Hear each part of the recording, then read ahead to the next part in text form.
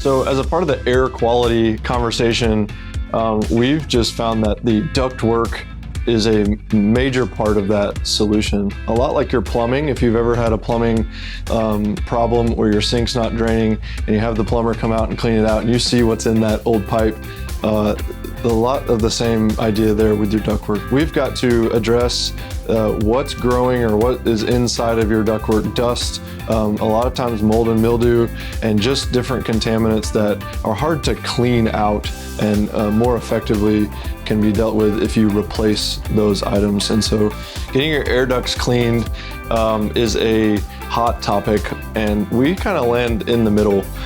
There's some context out there from even the EPA that it's not a good idea, and I think there's some companies out there that do a great job of it.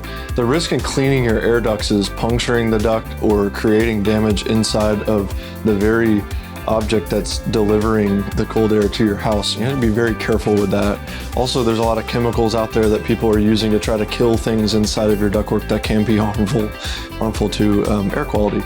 And so Energy Attic wants to err on the side of prevention rather than maintenance down the road. So are there things that we can do? Are there materials that we can replace with products like antimicrobial ductwork that will prevent the growth of mold and bacteria? Are there filtration products or UV light products that we can install that would prevent future growth and harm, so that you're not forced to use methods to try to clean your unit or your ductwork that might be harmful or damaging? The first thing we do if you're having an air quality issue is look at the ductwork, look at the insulation that's in the attic and all the materials that might be contributing to the systems that are pulling in or air is passing through and then delivering into your home.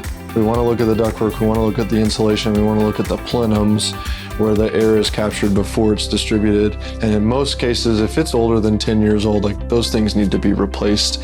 And we're using antimicrobial ductwork and products that can clean air and prevent future growth of mold and mildew and contaminants that might be pushing out into your home. Once you replace all your air ducts with either antimicrobial or new flex duct that stays clean longer, there's really not a lot of maintenance to do, but what you want to do rather is have really good air filtration or an air scrubber or some sort of UV protection at the unit, at the plenum. I err on the side of materials that prevent growth and dust rather than trying to clean all those components out over time, if that makes sense. So we start all the way back at the coil of your AC system and use UV technology, use air scrubber technology so that we're cleaning the air as it passes through.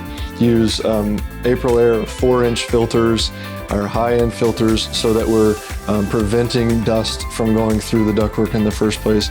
And if you can create a really good, strong system at the unit, it will decrease the likelihood of dust or air contaminants down the road and reduce the amount of maintenance that's required. We don't want to come into every house and say, let's replace it all.